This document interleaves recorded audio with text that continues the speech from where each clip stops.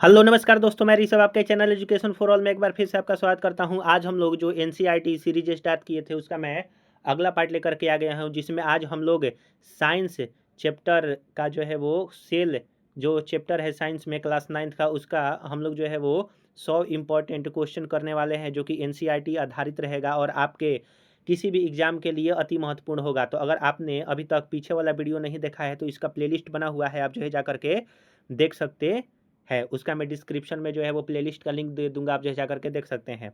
आज हम लोग जो है वो सेल चैप्टर को 100 क्वेश्चनों में पूरी तरह से ख़त्म करेंगे, जिसमें मैंने जो है वो 4 भागों में बांटा है। पहला भाग में कोशिका की खोज और सामान्य परिचय के बारे में पढ़ने वाले हैं कि कोशिका की खोज किसने किया, उसका सामान्य परिचय क्या है। वैसे ही मैंने 4 पार्ट में इसको बांटा है। तो अगर आपको ये वीडियो पसंद आए तो वीडियो को लाइक कीजिए, अपने दोस्तों में शेयर कीजिए। अभी तक चैनल को शेयर और सब्सक्राइब नहीं किए हैं तो चैनल को शेयर और सब्सक्राइब जरूर से जरूर किया कीजिए। आप लोग जो है वो शेयर जो है वो नहीं करते हैं तो आप जो है जरूर से जरूर शेयर कीजिए, माफ़ कीजिएगा। चलिए, पहला क्वेश्चन है आज का कि सेल यानी कि कोशिका शब्द का प्रयोग सर्वप्रथम किसने किया था। तो रॉबर्ट हुक के द्वारा 1665 में जो है वो किया गया था। जीवित कोशिका यानी कि लिविंग सेल की खोज सर्वप्रथम एंटोनी वॉन लीवेनहॉक के द्वारा 1674 ईस्वी में जीवाणु में जो है वो किया गया था।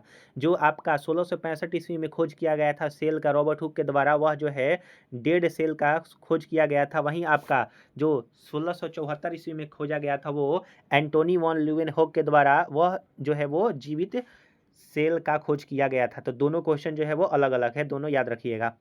कोशिका के अध्ययन को स्टडी ऑफ सेल जो है क्या कहा जाता है, तो साइटोलॉजी कहा जाता है। कोशिका सिद्धांत यानी कि सेल थ्योरी किसने दिया था, तो एम जे स्लाइडेन और थियोडोर स्वान ने 1838-39 में दिया था। ओम निस सेलुला ई सेलुला यानी कि सभी कोशिकाएं पूर्ववर्ती कोशिकाओं से बनती हैं, यह जो है किसने कहा था, तो रुडोल्फ विर्चे ने 1855 में कहा था। यानी कि सभी कोशिकाएं पूर्ववर्ती यानी कि जो पीछे की कोशिकाएं हैं, पुराना कोशिकाएं हैं, उससे बनती है। यह जो है 1855 में रुडोल्फ विर्चो के द्वारा जो है वो कहा गया था।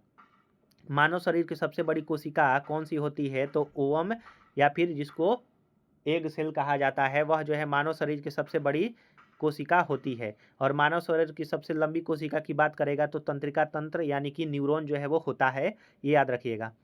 मानव शरीर की सबसे छोटी कोशिका कौन सी होती है, तो स्पर्म यानी कि शुक्राणु होता है, आप ये याद रखिएगा। और एक ऑप्शन दिया हुआ है ग्रेनुल सेल मस्तिष्क की होती है या फिर शुक्राणु, तो ऐसे जो है ज़्यादातर यूज किया जाता है स्पर्म सेल ही, तो आप ये स्पर्म सेल याद रखिएगा। संसार की सबसे छोटी कोशिका कौन है, तो माइकोप्लाज्मा जो है वो गैलीसेप्टिकम यानी कि माइकोप्लाज्मा गैलीसेप्टिकम संसार की सबसे छोटी कोशिका है। संसार की सबसे बड़ी कोशिका क्या है, तो ऑस्ट्रिच का अंडा यानी कि शुतुरमुर्ग का अंडा सबसे बड़ी कोशिका है। कोशिका सिद्धांत का अपवाद क्या है, यानी कि एक्सेप्शन किसे माना जाता है, तो वायरस को, क्योंकि इसमें कोशिकीय संरचना नहीं होती है। तो कोशिका सिद्धांत का अपवाद क्या होता है, तो वायरस, याद रखिएगा।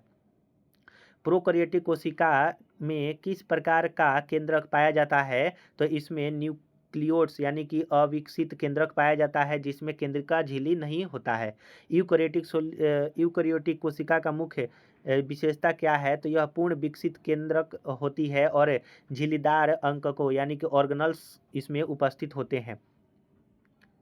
बैक्टीरिया यानी कि जीवाणु और नीलहरित शैवाल साइनोबैक्टीरिया में किस प्रकार की कोशिका होती है, तो प्रोकैरियोटिक कोशिका होती है। यानी कि बैक्टीरिया और साइनोबैक्टीरिया में प्रोकैरियोटिक कोशिका होती है। पौधों और जंतुओं में किस प्रकार की कोशिका पाई जाती है, तो यूकैरियोटिक कोशिका पाई जाती है। कोशिका का जीवित अंश जीव द्रव कोशिका का जीवित अंश किसको कहते हैं, जीव द्रव को कहा जाता है। इसमें क्या क्या शामिल होता है, तो साइटोप्लाज्म और न्यूक्लियस। साइटोप्लाज्म और न्यूक्लियस को मिला करके प्रोटोप्लाज्म बनता है, जिसको कोशिका का जीवित अंश जो है वो कहा जाता है। जीव द्रव्य का नाम सर्वप्रथम पुरकिंजे ने 1839 में जो है वो रखा था। जीव द्रव्य जीवन का भौतिक आधार है, यह कथन जो है वो हेक्सले ने कहा था। यानी कि जीव द्रव्य जो है वो जीवन का भौतिक आधार है, यह जो है किसने कहा था, तो हेक्सले ने कहा था। जीव द्रव्य में सबसे अधिक मात्रा में कौन सा तत्व या फिर यौगिक पाया जाता है, तो जल लगभग 80%। जीव द्रव्य में कार्बनिक और अकार्बनिक यौगिक का अनुपात क्या है? तो जीव द्रव्य में कार्बन 19 रेशियो में होता है और अकार्बन 81 रेशियो में, यानी कि 19:81 जो है वो जीव द्रव्य में कार्बन और अकार्बनिक यौगिक का अनुपात होता है। दूसरा जो पार्ट है उसमें हम लोग कोशिका भित्ति और कोशिका झिल्ली के बारे में पढ़ने वाले हैं। अगर आपको वीडियो पसंद आ रहा है तो वीडियो को लाइक कीजिए, अपने दोस्तों में शेयर कीजिए। अभी तक चैनल को शेयर और सब्सक्राइब नहीं किए हैं तो मैं आपसे निवेदन करता हूं कि अगर आपको ये वीडियो पसंद आ रहा है तो चैनल को शेयर और सब्सक्राइब जरूर से जरूर करें। 21 नंबर क्वेश्चन है कि सेल वॉल किस में पाया जाता है? तो केवल पादप कोशिका प्लांट सेल में पाया जाता है, कवक और जीवाणुओं में पाया जाता है, जंतु कोशिका में यह अनुपस्थित रहता है। पादपों की कोशिका भित्ति मुख्य रूप से किसकी बनी होती है? तो पादपों की कोशिका भित्ति जो है वो सेल्यूलोज की बनी होती है। कवक यानी कि फंगस की कोशिका भित्ति जो है वो काइटिन के द्वारा बनती है। और बैक्टीरिया का कोशिका भित्ति जो है वो आपका किससे बनी होती है? तो पेप्टिडोग्लाइकोन के द्वारा जो है वो बना होता है। कोशिका झिल्ली यानी कि सेल मेम्ब्रेन या फिर प्लाज्मा मेम्ब्रेन किस प्रकार की होती है? तो यह अर्ध पारगम्य यानी कि सेमी परमिएबल जो है वो मेम्ब्रेन होता है। कोशिका झिल्ली मुख्य रूप से किससे बनी होती है? तो लिपिड और प्रोटीन से, यानी कि जो कोशिका झिल्ली होती है वो लिपिड और प्रोटीन से बनी होती है। लिपिड यानी कि लिक्विड और प्रोटीन यानी कि जो आपका प्रोटीन होता है। कोशिका झिल्ली का फ्लूइड मोजैक मॉडल यानी कि फ्लूइड मोजैक मॉडल किसने दिया था? तो कोशिका झिल्ली का फ्लूइड मोजैक मॉडल जो है वो सिंगर और निकोलसन ने 1972 में दिया था। पादप कोशिका को एक निश्चित आकार और दृढ़ता कौन प्रदान करता है? तो पादप कोशिका को एक निश्चित आकार और दृढ़ता सेल वॉल यानी कि कोशिका भित्ति जो है वो प्रदान करेगा। कोशिका के अंदर और बाहर पदार्थों के आवागमन का नियंत्रण जो है वो प्लाज्मा मेम्ब्रेन के द्वारा कोशिका भित्ति के द्वारा किया जाता है। प्लाज्मा झिल्ली के अंदर की ओर मुड़े हुए हिस्से को प्रोकैरियोटिक में जो है वो क्या कहा जाता है? तो प्रोकैरियोटिक्स में इसे मीसोसोम कहा जाता है। यह श्वसन में मदद करता है, यानी कि प्लाज्मा झिल्ली के अंदर प्लाज्मा झिल्ली के अंदर की ओर मुड़े हुए हिस्से को प्रोकैरियोट्स में क्या कहा जाता है? तो मीसोसोम कहते हैं, जो कि यह सांस लेने में मदद करता है। पादप कोशिकाओं के बीच पदार्थों के आदान प्रदान के लिए बने सूक्ष्म रास्तों को क्या कहा जाता है? तो पादप कोशिकाओं के बीच पदार्थ को आदान प्रदान के लिए बने सूक्ष्म रास्तों को जो है वो प्लाज्मोडेस्माटा जो है वो कहा जाता है। जंतु कोशिका की सबसे बाहरी परत कौन सी होती है? तो कोशिका झिल्ली होती है, सेल मेम्ब्रेन। पादप कोशिका की सबसे बाहरी परत जो है वो क्या कहलाता है? तो पादप कोशिका की सबसे बाहरी परत को सेल वॉल कहा जाता है। कोशिका झिल्ली में कौन सा लिपिड प्रचुर मात्रा में होता है? तो फॉस्फोलिपिड लिपिड प्रचुर मात्रा में होता है। एंडोसाइटोसिस किस प्रक्रिया की एंडोसाइटिस की प्रक्रिया किस झिल्ली द्वारा संपन्न होती है? तो कोशिका झिल्ली द्वारा, जैसे अमीबा द्वारा भोजन ग्रहण किया जाता है। तीसरा पार्ट जो है वो हम लोग पढ़ेंगे कोशिकांग, माइटोकॉन्ड्रिया, लवक और राइबोसोम के बारे में। कोशिका का पावर हाउस यानी कि पावर हाउस ऑफ सेल किसको कहते हैं? तो माइटोकॉन्ड्रिया में जो है वो आपका डीएनए भी पाया जाता है, याद रखिएगा। माइटोकॉन्ड्रिया की खोज अल्बर्ट वॉन कॉलिकर और रिचर्ड अल्टमैन ने किया है। अल्टमैन ने इसे बायोप्लास्ट कहा जाता है। तो माइटोकॉन्ड्रिया का दूसरा नाम क्या है? बायोप्लास्ट। किसने दिया? अल्टमैन के द्वारा दिया गया था। माइटोकॉन्ड्रिया का जो नाम जो है वो दिया गया था कार्ल बेंड के द्वारा जो है वो दिया गया था। माइटोकॉन्ड्रिया के अंदर उंगली जैसी संरचना को क्या कहते हैं? उसको क्रिस्टी। माइटोकॉन्ड्रिया के अंदर उंगली जैसा संरचना होता है, उसको क्रिस्टी कहा जाता है। माइटोकॉन्ड्रिया में ऊर्जा किस रूप में संचित होता है? एटीपी एडिनोसाइन ट्राइफॉस्फेट के रूप में पाया जाता है। कोशिका की प्रोटीन फैक्ट्री किसे कहते हैं? तो राइबोसोम को कोशिका की प्रोटीन फैक्ट्री कहा जाता है। राइबोसोम की खोज जो है वो जॉर्ज पैलेड के द्वारा किया गया था 1953 में। प्रोकैरियोटिक कोशिका में किस प्रकार का राइबोसोम पाया जाता है? तो 70S राइबोसोम पाया जाता है। वहीं यूकैरियोटिक कोशिका में किस प्रकार का राइबोसोम पाया जाता है? तो 80S राइबोसोम पाया जाता है। आप जो है कमेंट में बताइएगा कि 70S राइबोसोम और 80S राइबोसोम का सब पार्ट जो है वो क्या कौन कौन सा होता है। राइबोसोम मुख्य रूप से किससे बना होता है? तो आरएनए और प्रोटीन से राइबोसोम बना होता है। लवक यानी कि प्लास्टिस किस प्रकार की कोशिका में पाई जाती है? तो केवल पादप कोशिका प्लांट सेल में ही लवक यानी कि प्लास्टिड पाई जाती है।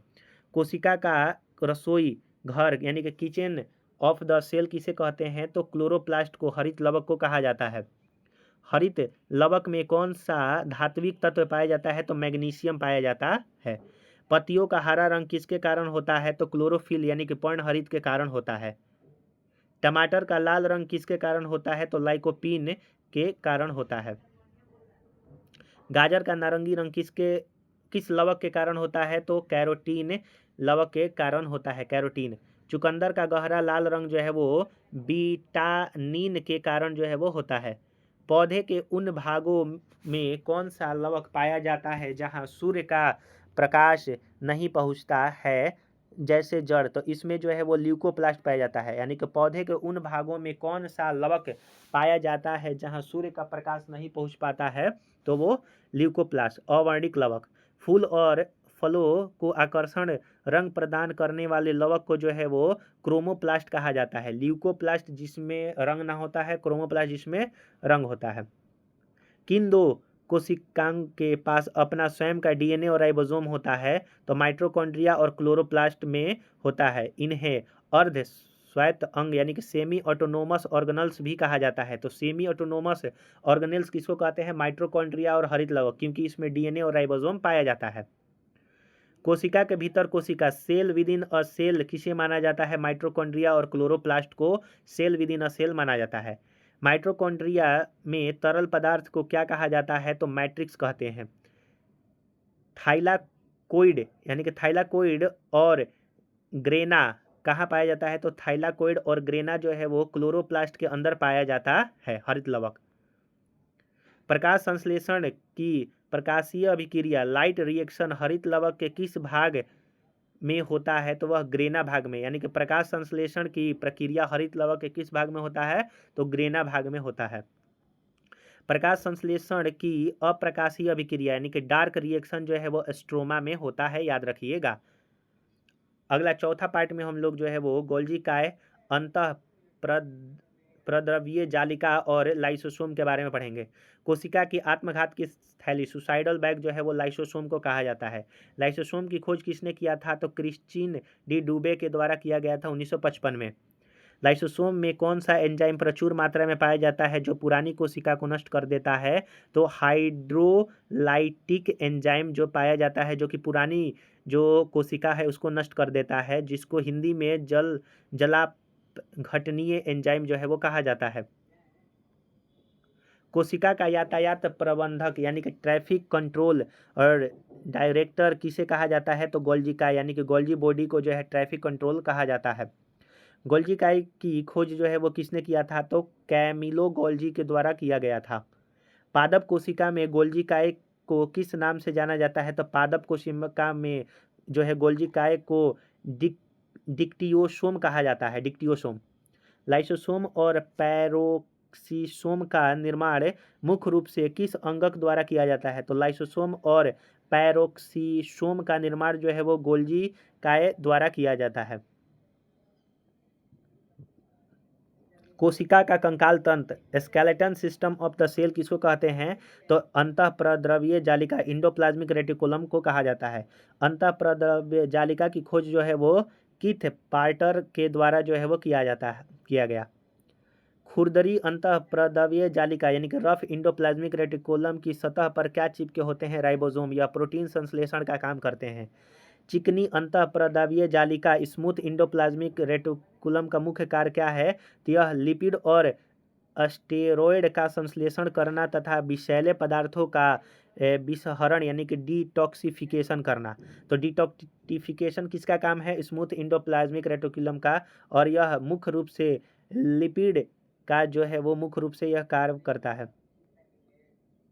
स्पर्म के अग्रभाग यानी कि एक्रोसोम का निर्माण कौन सा कोशिका करता है? तो गोल्जी काय।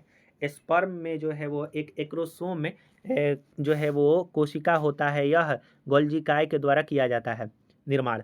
पादप कोशिका में पाए जाने वाले बड़े खाली स्थान को क्या कहते हैं जो जल संतुलन बनाए रखता है? तो जल संतुलन बनाए रहता है उसको वकल यानी कि रसधानी जो है वो कहा जाता है।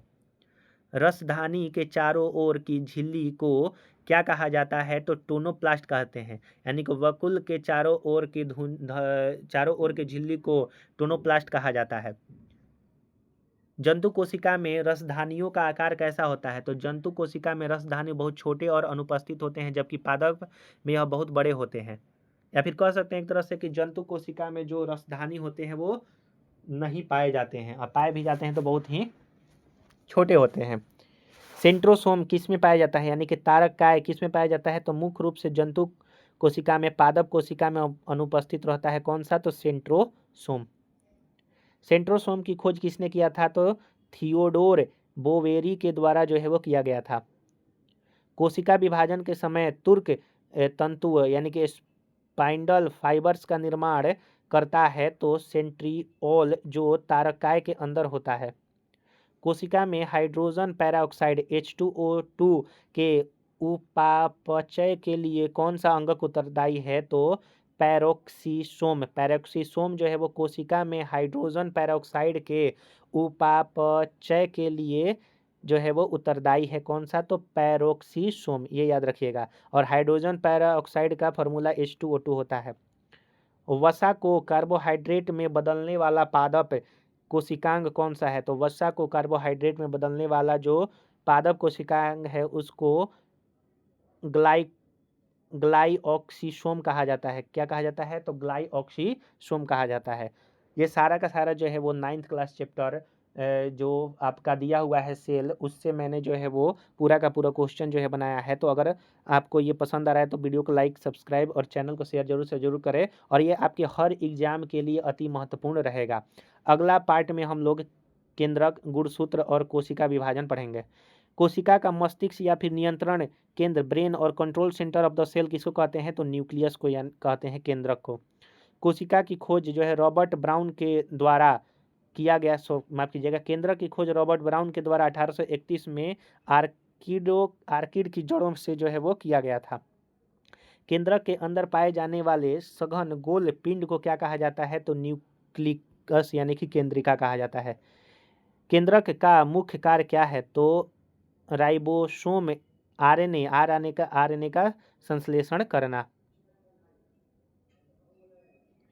केंद्रक में धागे जैसी फैली संरचना को क्या कहा जाता है जो बाद में गुणसूत्र बन जाता है? तो उसको क्रोमैटिन कहते हैं। केंद्रक में धागे जैसी फैली संरचना को क्रोमैटिन कहा जाता है, जो कि बाद में जाकर के गुणसूत्र क्रोमोसोम बन जाता है। क्रोमैटिन जालिका मुख्य रूप से किससे बनी होती है? तो डीएनए और हिस्टोन प्रोटीन से बनी होती है। मानव की एक कायिक कोशिका यानी कि सोमेस्टिक सेल में कितने गुणसूत्र पाए जाते हैं? तो 46 गुणसूत्र यानी कि 23 जोड़े। अनुवांशिकी की मूल इकाई यूनिट ऑफ हेरिडेटरी को क्या कहा जाता है? जीन को कहते हैं। गुणसूत्र, क्रोमोसोम शब्द का सबसे पहले प्रयोग जो है वाल्डेयर ने किया था 1888 में।